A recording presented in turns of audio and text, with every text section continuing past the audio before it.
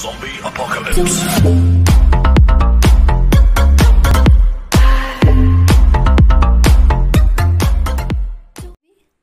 हमारी last video में हमने ऑब्जेक्टिव्स ऑफ अकाउंटिंग को ऑरली समझा था। अब हम नोट्स के साथ समझेंगे। सबसे पहला ऑब्जेक्टिव है मेंटेनिंग अकाउंटिंग रिकॉर्ड्स। तो ये नोट्स के साथ है, आप इसे अपनी कॉपीज़ में भी प्रिपेयर कर सकते हैं।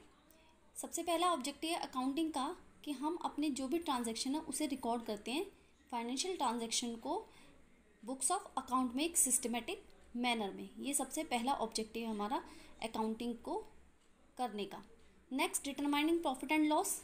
अनदर ऑब्जेक्टिव जो है अकाउंटिंग का वो हमारा ये पता लगाना है कि हमें प्रॉफिट हुआ लॉस हुआ है। ये हम तभी पता लगा सकते हैं जबकि हमारे अकाउंटिंग रिकॉर्ड्स अच्छी तरह से मेंटेन हों। तो हम इसको निकालने के लिए इनकम स्टेटमेंट बनाते हैं। प्रॉफिट एंड लॉस को हम परफॉर्मेंस स्टेटमेंट भी कहते हैं। मैंने लास्ट वीडियो में भी डिस्कस किया था ये। नेक्स्ट जो है हमारे पास डिटरमाइनिंग फाइनेंशियल पोजीशन है। फाइनेंशियल पोजीशन कैसे पता चलती है? हमें बैलेंस शीट देखकर। बैलेंस शीट के अंदर एसेट्स और लायबिलिटीज़ होती है, तो हम बैलेंस शीट प्रिपेयर करते हैं और बैलेंस शीट को हम पोजीशन स्टेटमेंट भी कहते हैं। ठीक है, तो बिजनेस की पोजीशन क्या है, बिजनेस की सॉल्वेंसी पोजीशन क्या है, वो कितने अपनी बाहर की देनदारियों को पे कर सकता है, ये कैसे पता चलेगा हमें? जब हम सिस्टमेटिक रिकॉर्ड रखेंगे।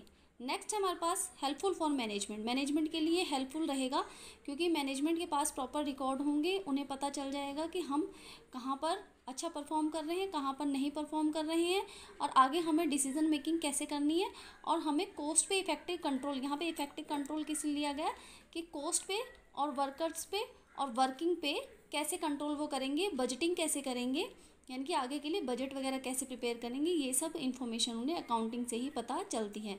और आगे के लिए फॉरकास्टिंग। फॉरकास्टिंग का मतलब होता है कि आप पहले से कुछ एज्यूम करें और उसके बेस पर आप वर्क करें। ठीक है, नेक्स्ट है providing accounting information to user. जो इन्फॉर्मेशन होती है वो हम जो भी अकाउंटिंग करते हैं वो हम उसके यूज़र्स के लिए करते हैं। तो यहाँ पे इंटरनल और एक्सटर्नल दो टाइप के यूज़र्स हैं। इंटरनल में हमने पहले भी डिस्कस कर चुके हैं कि हमारे वर्कर्स होंगे, मैनेजमेंट और हमारे ऑनर। और एक्सटर्नल में बाकी सब इंक्लूड हो जाते हैं, government, banks, investors, suppliers, all. Okay student, तो ये नोट्स के साथ हैं आपके लिए, तो आप इन्हें अपनी कॉपीज़ में प्रिपेयर कर लीजिए। ठीक है स्टूडेंट, नेक्स्ट जो हमारे पास पार्ट है वो एडवांटेजेस ऑफ अकाउंटिंग क्या का है। तो एडवांटेजेस में सबसे पहले ये बहुत ज़्यादा सिमिलर हैं आपके ऑब्जेक्टिव से, लेकिन फिर भी इनमें डिफरेंस है, तो आप इनके पॉइंट्स वगैरह को बहुत ध्यान से देखेंगे। सबसे पहले financial information about business. Business के बारे में फाइनेंशियल इन्फॉर्मेशन प्रोवाइड करना सबसे बड़ा एडवांटेज है, क्योंकि अगर हम अकाउंटिंग नहीं करेंगे तो हमें ये पता नहीं चलेगा कि एक पर्टिकुलर पीरियड में हमें प्रॉफिट हुआ है या फिर लॉस हुआ है, या फिर हमारी फाइनेंशियल पोजीशन कैसी है। तो बिजनेस के बारे में जो भी हमें इन्फॉर्मेशन चाहिए, फाइनेंशियल इन्फॉर्मेशन, वो हमें अकाउंटिंग प्रोवाइड करता है। जैसे मैं लिखा है financial performance during the accounting period, that is profit and और loss incurred and also financial position at the end of the accounting period. ठीक है स्टूडेंट्स, नेक्स्ट है हमारे पास रिप्लेस मेमोरी। ये पॉइंट हमने लास्ट वीडियो में भी डिस्कस किया था कि रिप्लेस मेमोरी का मतलब होता है कि it is very difficult for any person to remember each and every transaction. मैंने लिख भी रखा है इन अ बिजनेस। सो हम क्या करते हैं कि अपने जो भी ट्रांजेक्शन उसे रिकॉर्ड कर लेते हैं, जिससे हमें रिमेंबर करने के लिए ज़रूरत नहीं पड़ती है। ठीक है, ये बहुत बड़ा एडवांटेज है, क्योंकि हम घर में भी देखते हैं बहुत सारे खर्चे होते हैं, तो उन खर्चों को हम याद नहीं रख सकते, इसलिए हम किसी डायरी वगैरह में लिख लेते हैं। ठीक है, तो इसी तरीके से हमें यहाँ बिजनेस में भी करना है। नेक्स्ट है facilitating comparative study. Students, comparative study चाहे अपने बिजनेस के अंदर हो, एक डिपार्टमेंट से दूसरे डिपार्टमेंट की, या फिर अपने बिजनेस की किसी और बिजनेस से हो, वो कंपैरेटिव स्टडी तब तक नहीं हो सकती है जब तक आपने उसका डाटा प्रिपेयर नहीं कर रखा है। तो अकाउंटिंग हमें ये फैसिलिटी देती है कि हम अपने पिछले सालों के रिकॉर्ड को इस सालों से हम कंपेयर करें, और उसके बाद में हम ये देखें कि क्या क्या चेंजेस आ रही हैं। हमारा पॉजिटिव चेंज आ रहा है, पॉजिटिव का मतलब हम आगे इम्प्रूव कर रहे हैं, या फिर नेगेटिव चेंज आ रहा है। अगर पॉजिटिव आ रहा है तो इसका मतलब ग्रो कर रहे हैं, हम उन्हीं पॉलिसीज़ को ऑप्ट करेंगे। और अगर हमारा नेगेटिव चेंज आ रहा है तो हम कुछ चेंजेस लेके आएंगे। सेटलमेंट ऑफ टैक्स लाइबिलिटी हमारा टैक्स कितना बनता है, कितना हमें पे करना है, या हमारी कितनी लाइबिलिटी बनती है, ये तभी हम इवेल्यूएट कर सकते हैं जब हमारे प्रॉपर रिकॉर्ड बने रहें। तो ये एक लीगली भी हमारे लिए बहुत ज़्यादा इम्पॉर्टेंट है कि हम अगर कहीं पर अपना टैक्स पे करने जा रहे हैं तो हमें खुद को भी पता होना चाहिए कि हमारी कितनी इनकम है, उस पर कितना टैक्स हम दे सकते हैं। तो लीगल इंक्वायरी के पर्पज़ से भी ये बहुत ज़्यादा बेनिफिशियल है।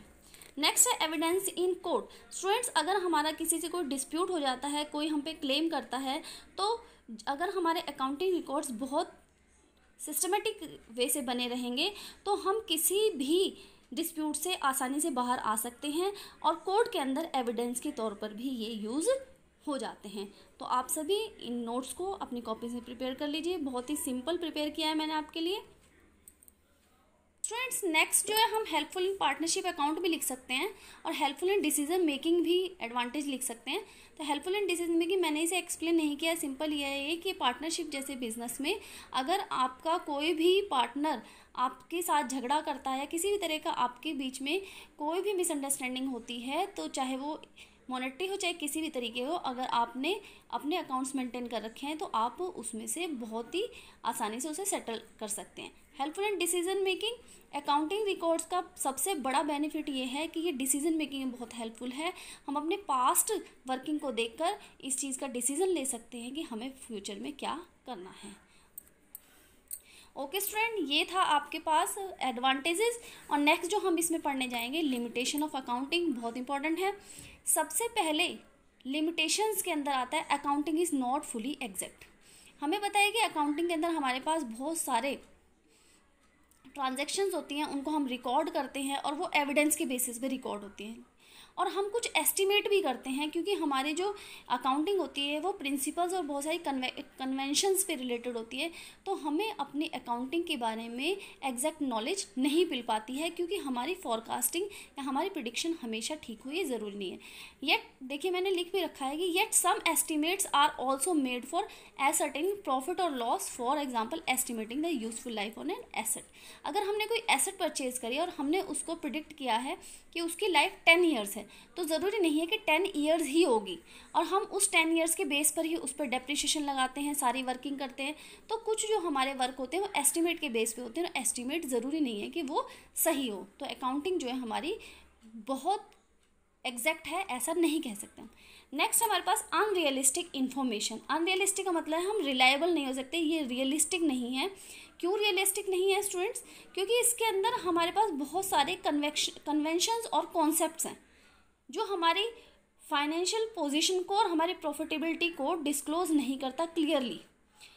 इसका एग्जांपल हम ले सकते हैं कि जो हमारी फिक्स एसेट है उसको हम बैलेंस शीट में हिस्टोरिकल कॉस्ट पे शो करते हैं, लेकिन हमें पता है कि जो हमारे मॉनेटरी वैल्यू है वो चेंज होती रहती है और इन फ्यूचर हमें जो उसका प्राइस मिलेगा सेल करने से वो कम भी हो सकता है और ज़्यादा भी हो सकता है।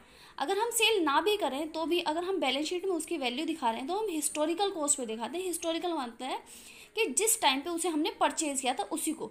फॉर एग्जांपल अगर 5 लाख में परचेज़ किया था तो 5 लाख ही उसका अमाउंट दिखाते हैं। लेकिन अगर आने वाले सालों में फॉर एग्जांपल वो 2010 में हमने खरीदी थी तो 2020 में आते आते कम से कम उसमें 1 लाख का इंक्रीमेंट हो जाता है। तो उसकी मार्केट वैल्यू क्या है, इस बात पर ध्यान नहीं दिया जाता। मार्केट वैल्यू कम भी हो सकती है, मार्केट वैल्यू ज़्यादा भी हो सकती है। तो जो वैल्यू उन्होंने उस टाइम पे खरीदी उसी वैल्यू को हम चलाते रहते हैं, इस बात का ध्यान नहीं देते। तो ये इन्फॉर्मेशन जो है अनरियलिस्टिक हो सकती है, क्योंकि हम उसकी ट्रू वैल्यू नहीं पता कर सकते, ट्रू फाइनेंशियल पोजीशन नहीं पता कर सकते। नेक्स्ट है students, ignore the qualitative element. शुरू से हम बात करते आ रहे हैं कि जो हम अकाउंटिंग में रिकॉर्ड करेंगे वो उन्हीं ट्रांजैक्शंस को रिकॉर्ड करेंगे जो कि फाइनेंशियल नेचर की है, और फाइनेंशियल नेचर की जो नहीं है उनको रिकॉर्ड नहीं करेंगे। लेकिन स्टूडेंट ये बात आप सभी को पता है कि हमारे बिजनेस के अंदर बहुत सारी चीज़ें ऐसी होती हैं जिनका इफेक्ट वर्किंग पे पड़ता है, और यहाँ पर क्वालिटेटिव एलिमेंट्स को इग्नोर किया जाता है बिल्कुल। सपोज जो स्किल ऑफ मैनेजमेंट है उसको इग्नोर किया जाता है, या फिर इंडस्ट्री के जो रिलेशनशिप हैं, या फिर पब्लिक के साथ उसके रिलेशन है, या फिर कस्टमर के साथ उसके रिलेशन है, या मैनेजमेंट और वर्कर्स के बीच में क्या रिलेशन है, इन सब का भी हमारी वर्किंग पे, हमारे प्रॉफिट पे इफेक्ट पड़ता है। तो यहाँ पर जो फाइनेंशियल अकाउंटिंग है वो क्वालिटेटिव आस्पेक्ट को बिल्कुल इग्नोर करती है, सिर्फ क्वान्टिटेटिव आस्पेक्ट को ही कंसीडर करती है। तो ये बहुत बड़ा जो है इसका ड्रॉबैक है, बहुत बड़ी जो है इसकी कमी है। नेक्स्ट स्टूडेंट हमारे पास जो है वो इसी से ही रिलेटेड है। नेक्स्ट देखिए, नेक्स्ट में है इग्नोर प्राइस लेवल चेंजेस और प्राइस इफेक्ट और प्राइस लेवल चेंजेस। तो ये भी इसके एक ड्रॉबैक है कि जो अकाउंटिंग है वो हिस्टोरिकल कॉस्ट पे बेस होती है। अभी हमने लास्ट में बात करी थी। तो जो एसेट जिस टाइम पे परचेज करिए, जिस कॉस्ट में परचेज करिए, वही चलती आती है बैलेंस शीट के अंदर। इस चीज़ को ध्यान नहीं दिया जाता है कि आने वाले टाइम में उसकी वैल्यू क्या होगी, या फिर अगर डेप्रिसिएशन लगाया जाता है। डेप्रिसिएशन क्या है कि जब हम किसी भी एसेट्स को यूज़ करते हैं, एसेट्स, बिल्डिंग, मशीनरी, प्लांट, अगर हम यूज़ करते रहते हैं तो उसकी वैल्यू कम होती रहती है। और डेप्रिसिएशन हम मेंटेन करके रखते हैं। डेप्रिसिएशन प्रोविज़न होता है जो प्रॉफिट में से हम कुछ पार्ट सेव करके रखते हैं, जिससे कि आने वाले टाइम में अगर वो एसेट खरीदनी पड़ी तो हमारे पास उतना पैसा हो। तो हम जो डेप्रिसिएशन चार्ज करते हैं वो उसी वैल्यू की परसेंटेज होती है जो कि हमने कॉस्ट पे करी थी आज से 10 साल पहले, 20 साल पहले, जिस टाइम पे वो खरीदी गई थी। तो इस बात पे ध्यान नहीं दिया जाता कि आने वाले टाइम में वो एसेट हमें कितने की मिलेगी, कितने प्लस में मिलेगी। सिर्फ हम किस बात पे ध्यान देते हैं कि हिस्टोरिकल कॉस्ट में, यानी 5 लाख की अगर वो परचेज हुई थी तो हम 5 लाख का ही अरेंजमेंट करते हैं, या फिर आने वाले टाइम में ये कितने की सेल होगी। ओके स्टूडेंट, तो यहाँ पे प्राइस लेवल चेंजेस को इग्नोर किया जाता है, जबकि मनी जो है वो टाइम टू टाइम उसमें चेंज आता रहता है। लास्ट वन है इसके अंदर, अकाउंटिंग में lead to window dressing. Window dressing का मतलब स्टूडेंट यहाँ पर क्या है कि हम अकाउंट्स के साथ थोड़ी छेड़छाड़ करते हैं, कुछ फिगर्स को चेंज करते हैं, या फिर कुछ फैक्ट्स को हम छिपाते हैं, जिससे कि फाइनेंशियल स्टेटमेंट जो होती है वो जो हमारी फाइनेंशियल स्टेटमेंट है वो ट्रू पिक्चर प्रेजेंट नहीं करती। ना तो हम प्रॉफिट एंड लॉस से हमें परफॉर्मेंस स्टेटमेंट का पता चलता है, और ना ही बैलेंस शीट से हमें पोजीशन का पता चलता है। तो हम अपने फ़ायदे के लिए करते हैं ये विंडो ड्रेसिंग, जिससे कि हम प्रॉफिट्स को थोड़ा कम कर सकें और हम बैलेंस शीट को थोड़ा अच्छा दिखा सकें इन्वेस्टर्स को इनवाइट करने के लिए।